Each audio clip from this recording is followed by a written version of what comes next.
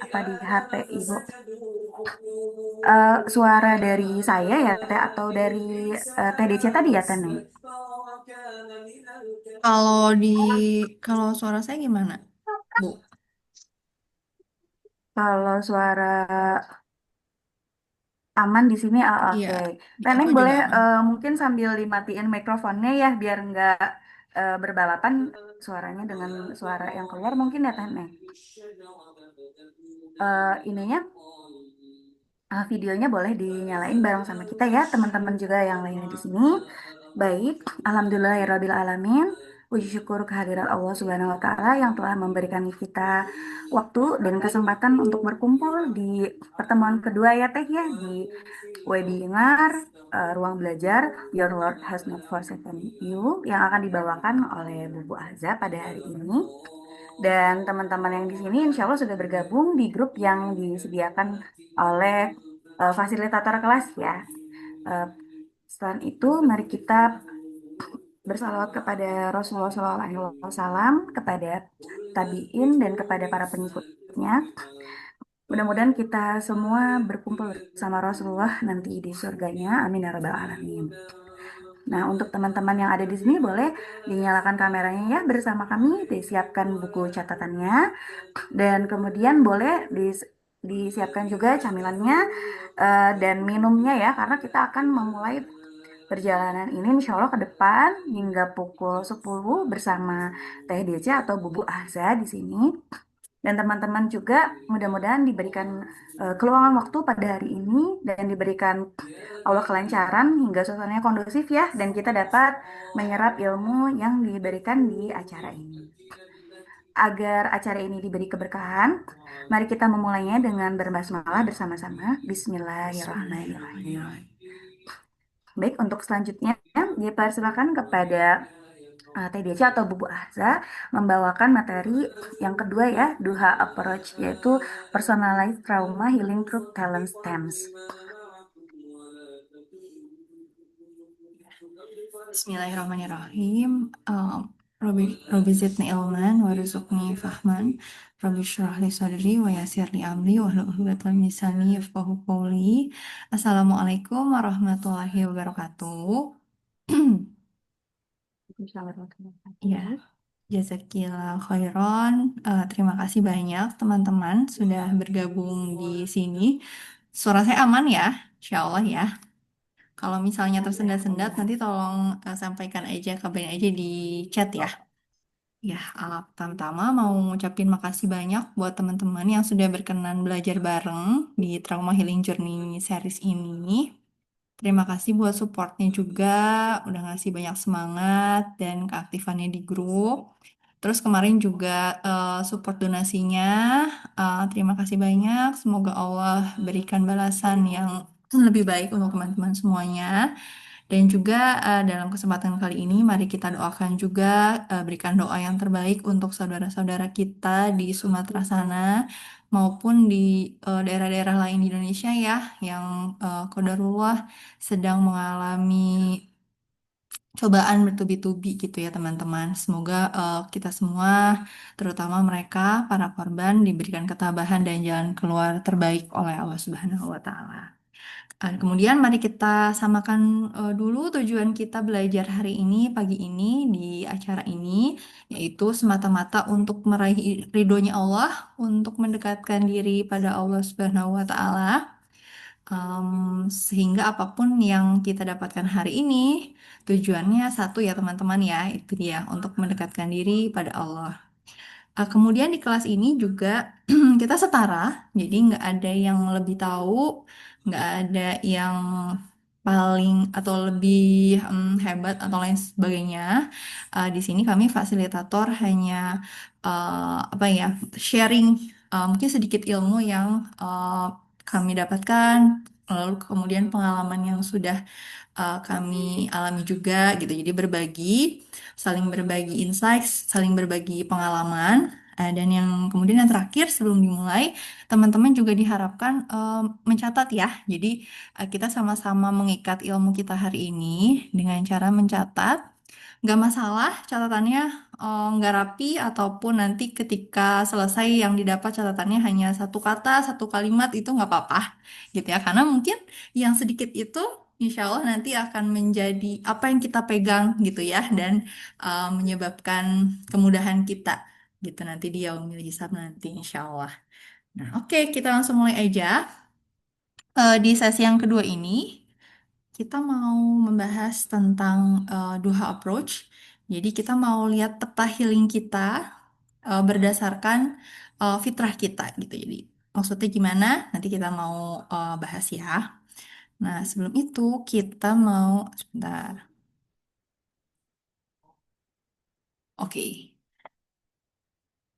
Saya akan mulai dengan ayat ini, Quran Surat Yunus ayat 57, yang artinya, wahai manusia, sungguh telah datang kepadamu pelajaran Al-Quran dari Tuhanmu, penyembuh bagi sesuatu penyakit yang terdapat dalam dada, dan petunjuk serta rahmat bagi orang-orang mukmin. Nah, jadi di sini dikatakan bahwa Al-Quran itu adalah penyembuh bagi penyakit yang ada dalam dada kita, gitu kan ya. Kalau kita bicara trauma kan yang kerasa banget di hati kita gitu ya, di emosi kita gitu ya, di pikiran kita gitu. Yang bersumbernya tuh di dalam dada, kerasanya seseknya gitu ya. Nah, ternyata Quran itu penyembuhnya gitu ya, penawarnya. Tapi mungkin kita juga selama ini bertanya-tanya, kita udah baca Quran, kita udah ngafalin Quran, udah mentadaburinya, tapi kok kayaknya belum kerasa itu sebagai obat ya, sebagai penyembuh kita ya, gitu. Nah, insya Allah pertemuan kita hari ini kita mau berusaha mengimani gitu ya, mengimani ayat ini, kemudian menyadari bahwa oh iya ternyata benar ya Quran itu adalah penyembuh bagi kita gitu, bagi penyakit yang ada di dalam dada kita. Nah, bagaimana menyembuhkannya? Bagaimana cara Quran menyembuhkan kita semua? Nah, insya Allah kita akan bahas juga hari ini. Next, nah, aku mau memulai dengan kisah empat orang ibu yang berbeda personanya, gitu ya, sifatnya berbeda, apa yang disukainya berbeda, cara mereka berpikir berbeda, gitu ya, masalah mereka berbeda, gitu. Kita mau lihat dulu kisah ibu A. Nah, nanti ada empat ibu, silakan teman-teman pilih yang paling relate dengan teman-teman, yang kira-kira cara berpikirnya kayak relate gitu ya, sama, terus cara menyikapi sesuatunya sama gitu. Silakan dicatat di notes teman-teman, kira-kira yang mana ibu yang lebih relate dengan teman-teman. Nah, ibu yang pertama, si ibu A ini adalah pemikir yang analitis, ya. Dia itu seorang yang suka banget mikir gitu lah ya. Nah, kata Ibu A, aku adalah pemikir analitis dan mendalam, aku selalu butuh fakta, gitu ya. Dan aku suka sekali belajar, gitu kata si Ibu A. Nah, saat ini sedang di bawah bayang-bayangan trauma, gitu ya. Dia punya trauma, dia selalu terjebak dalam pikiran dia selalu overthinking, dan akhirnya overthinking ini terjadi semalaman, terus kadang-kadang malah jadi nggak bisa tidur gitu ya, sering nggak bisa tidur karena overthinking gitu. Nah, kemudian beliau dapat saran terapi, udah deh nggak usah terus bertanya-tanya, tapi udah pasrahin aja semuanya pada Allah gitu.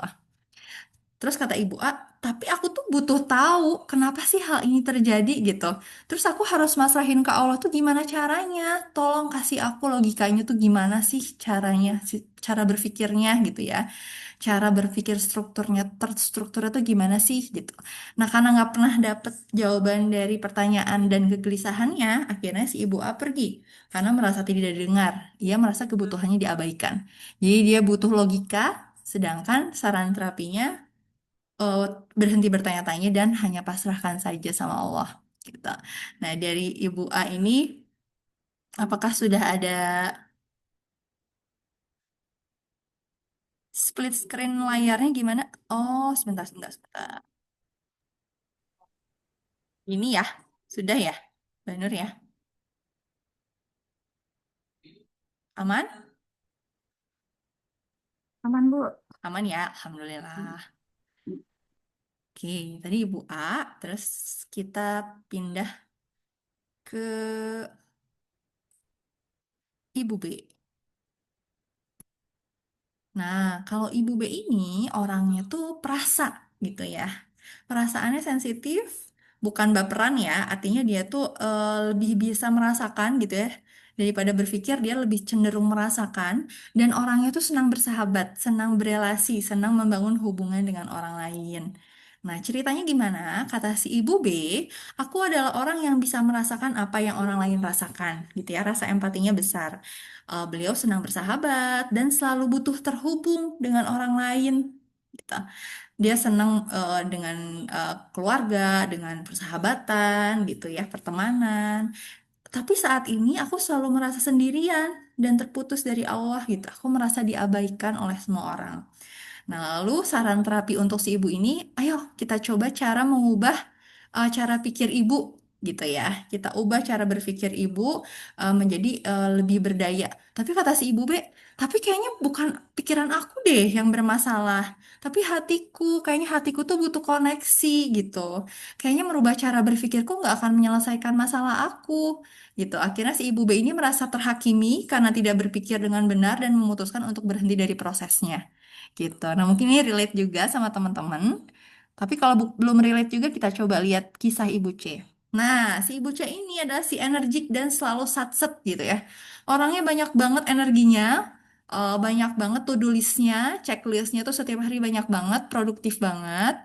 Dan kata si Ibu C, aku tuh selalu memiliki banyak energi dan ingin selalu melakukan banyak hal, kata beliau ya. Tapi saat ini aku selalu merasa bingung, harus ngapain sih? Gitu ya, healingnya tuh gimana sih? Gitu.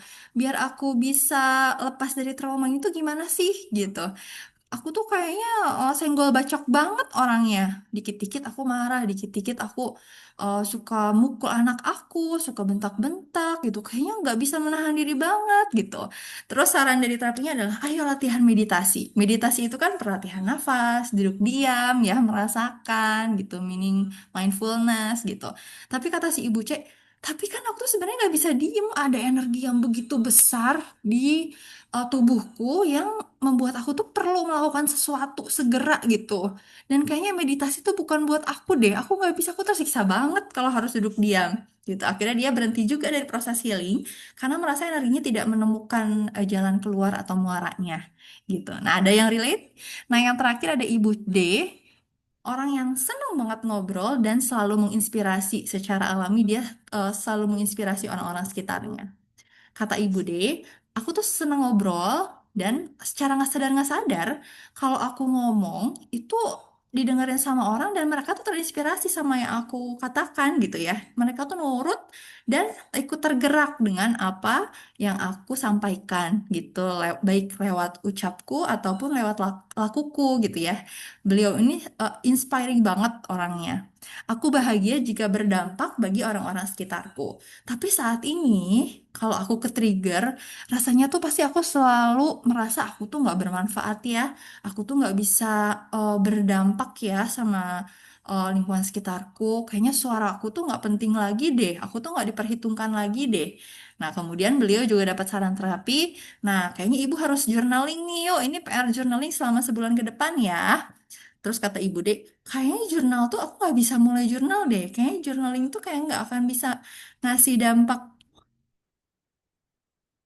besar pada healingku gitu ya. Nah, akhirnya lebih dulu skeptis dengan hasilnya, lalu memutuskan tidak memulai proses healing. Kayak gitu. Nah, dari kisah ibu A, B, C, dan D, ada nggak yang relate dengan teman-teman? Kalau boleh berbagi di kolom chat, silahkan berbagi di kolom chat.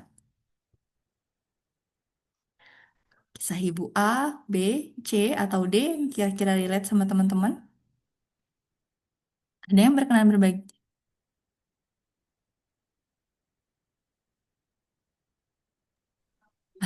Iya Bu, gimana kalau misalkan ngerasa semuanya? Oh Maksudnya iya, jadi yang mananya gitu. iya iya iya iya. Ngerasa Jadi semuanya nggak ini iya juga iya ya, iya maksudnya kayak kerasa semuanya gitu ya. mungkin kerasa semuanya, cuma mungkin kayak dibagi porsi gitu ya Bu ya. Kayak Iya, misalkan ini berapa persen betul. sih ngerasanya gitu kali ya. Betul. Jadi coba teman-teman rasain kira-kira dari A, B, C, dan D ini mana yang paling mendominasi atau ketika ke-trigger tuh otomatis yang mana duluan yang teman-teman rasain gitu. Iya, wajar banget kalau semuanya eh ke kerasa ya. Nah, ini apa sih sebenarnya kita lagi ngomongin apa ya? Gitu. Oke, next. Mm-mm. Iya, jadi udah ada yang kerasa ya, ada yang relate-nya A, B, C, D, tapi juga ada yang kerasanya kayaknya tergantung juga, dan ada juga yang bilang, Kayak dibikin mm-mm. prioritas gitu nggak? Misalkan Iya, kayak nomor satu apa nomor dua gitu kali ya iya Bu ya? boleh, boleh.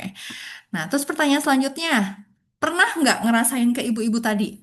Aku dikasih PR nih sama psikolog aku suruh journaling, tapi tuh buat nulis aja tuh kayaknya aku males karena udah pikir duluan, ini ngapain sih kok aku tuh lagi pengen berdampak gitu ya, pengen ngerasa aku nggak berguna, terus kok disuruh nulis sih buat apa gitu? Atau teman-teman merasa kesulitan ketika disuruh sama terapisnya, ayo dihipnotis gitu lah ya, hipnoterapi. Tapi tuh kayak otak tuh mikir terus nih, kayaknya si terapisnya lagi ngapain sih gitu kan? Kok aku disuruh memendam pikiran aku, suruh dinonaktifin dulu kan nggak bisa. Aku tuh orangnya selalu mikir, aku tuh selalu kepo dia tuh ngapain sih gitu ya. Ada nggak teman-teman yang gitu? Akhirnya cara healing yang sama, mungkin ke orang lain berhasil, tapi ke teman-teman tuh kok aku nggak berhasil ya gitu. Aku kok nggak bisa sih ikutin yoga, mindfulness, meditasi, olah nafas gitu. Terus ada juga justru yang cocoknya, iya iya aku tuh cocok loh. Ternyata kalau lari tuh benar-benar bisa ngerilis stres aku gitu. Nah, ada nggak yang pernah ngerasain kayak gitu juga? Masih Bu di waktu pas disuruh, oke ya udah kita eh, kayak sesi konsultasi gitu kan, terus udah gitu, eh gak apa-apa jangan dipikirin gitu. Terus Iya, aku yang gimana ya rasain aja gitu. gitu ya. Mm-mm. Iya, disuruh rasain tapi gini, bentar aku kenapa deh gitu kan. Terus kayak nggak pasti, udah nggak usah dipikirin aku kan ya aku jadi mikir gitu kan jadi caranya nggak mikir gitu itu kan Iya, jadi kayak betul. Terus Bubu juga pernah kan jadi lumayan kepo ya orang. Jadi waktu tahun-tahun kemarin tuh bertahun-tahun lah sempat ngerasain berbagai macam metode healing gitu ya. Terus pernah pada suatu waktu seruangan itu kayak dihipnotis gitu kan, hipnoterapi. Terus kayak semuanya tuh nangis. Terus yang pas udahan tuh iya tadi aku gini-gini. Kok apa ada yang salah sama aku? Kok aku nggak merasa hal yang sama? Aku nggak bisa deh. Kenapa ya gitu kan? Nah, kenapa sih bisa kayak gitu? Apa yang salah sama kita? Bentar, jadi gini ya.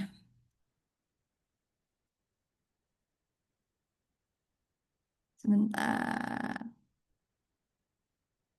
Layar aku jadi...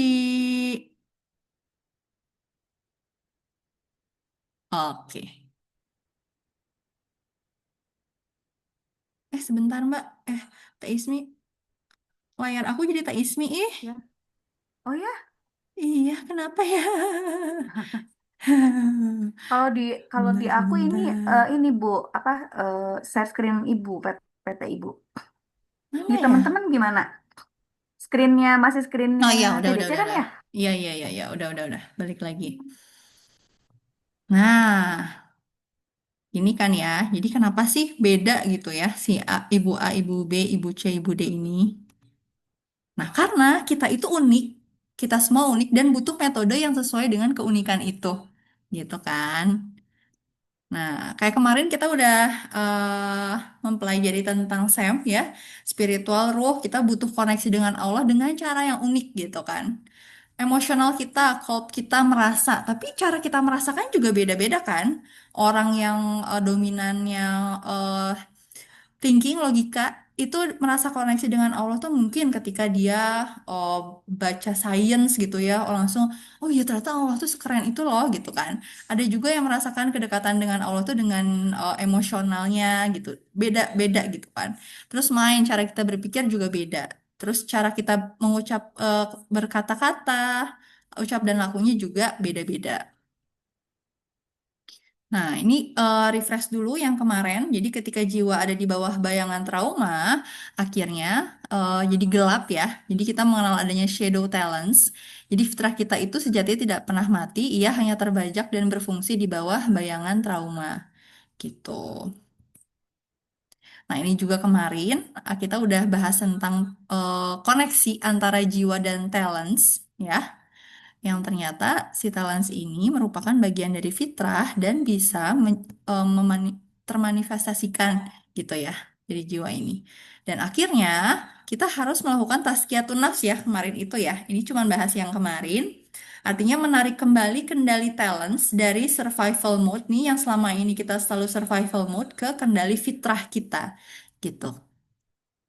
Nah, ini caranya yang 3A yang kemarin, awareness, acceptance, actions. Nah, dari 2 minggu kemarin ada yang udah cobain belum tahapan 3A ini, teman-teman? Udah mulai aware bahwa iya ya, ternyata respon trauma aku tuh unik ya, gitu. Menyesuaikan dengan talents aku. Terus berusaha accept dan akhirnya mencoba merealignment, gitu ya. Si talents-talents yang menyimpang ini lebih berpulang ke fitrahnya gitu. Nah, ini juga dibahas lagi minggu ini. Kemarin juga udah dibahas ya. Setiap orang berbuat sesuai dengan pembawaannya masing-masing, maka Tuhanmu lebih mengetahui siapa yang lebih benar jalannya. Nah, kali ini kita akan menggunakan peta bakat sebagai peta healing, gitu ya. Mengenal 4 tema bakat di talent mapping. Nah, jadi teman-teman, buat yang belum assessment talent mapping nggak apa-apa, insya Allah masih tetap relate dan bermanfaat ya. Nah, untuk talent mapping ini, sekilas tentang talent mapping adalah sebuah asesmen kepribadian yang bisa memberitahu teman-teman gitu ya, cerminan bagaimana teman-teman itu merasakan sesuatu, berpikirnya tuh kayak gimana dan melakukan sesuatu gitu. Nah, sebenarnya talent mapping ini sih pada umumnya dipakainya untuk karir, pendidikan gitu ya, dan lain sebagainya atau organisasional. Tapi Bubu tuh mendapatkan sesuatu yang lebih dari talent mapping ini karena ternyata berhubungan banget sama bagaimana kita merespon trauma kita. Jadi bertahun-tahun apa bertanya-tanya kenapa sih kok katanya communication itu kan bisa pandai menyampaikan sesuatu ya. Tapi kenapa yang keluar di aku tuh communicationnya kayak gini gitu ya. Nah, ternyata itu adalah shadow talents dan baru Bubu ketahui setelah oh ternyata talent mapping ini jadi apa potongan puzzle yang menjawab gitu ya pertanyaan-pertanyaan bertahun-tahun ini. Nah, ini peta bakatnya Bubu dari thinking, influencing, striving, relating ada 4 ya. Jadi tema bakatnya itu teman-teman bisa tadi juga diamati ya. Lebih condongnya tuh thinking. Kalau thinking itu pemahaman, jadi butuh banget memahami sesuatu gitu ya. Butuh banget logikanya gimana sih gitu. Cara berpikir logikanya tuh gimana sih? Nggak bisa kita disuruh nerima mentah-mentah gitu nggak bisa gitu. Atau teman-teman termasuknya influencing. Influencing itu dampak. Butuh banget berdampak gitu ya. Dia tuh suka menginspirasi, memimpin, mengambil alih sesuatu gitu. Atau mungkin teman-teman butuhnya koneksi sama orang lain atau sama Allah itu penting banget buat teman-teman gitu ya. Atau teman-teman tuh yang paling penting prioritasnya adalah pencapaian, achievement ya, checklist harian, disiplin, patuh pada peraturan gitu ya. Teman-teman orangnya tekun, semangat. Nah, ini striving gitu. Nah, kalau dari sini udah ada yang relate belum nih teman-teman? Kalau misalnya Bubu tuh udah kelihatan ya, yang paling banyak menyalanya itu di thinking, makanya susah banget kalau dihipnotis. Karena kalau disuruh udah nggak usah dipikirin nggak bisa kan nyala terus gitu kan. Sempat ngerasa kok aku aneh ya nggak bisa dihipnotis dan lain sebagainya